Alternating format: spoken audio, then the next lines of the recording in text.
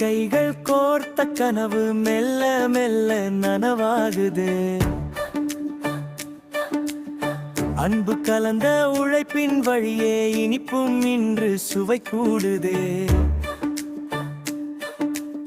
வண்ண நிலவின் ஒளியை போல தூய்மை கொண்ட பாலாகவே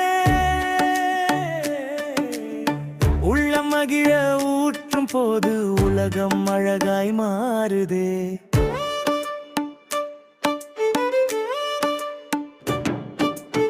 பாட்டி சொன்ன பக்குவத்தில் பக்குவமாய் செய்தானே, சிறுவன் சிந்தும் வியர்வையெல்லாம் முத்தாக ஜொலிக்குதே.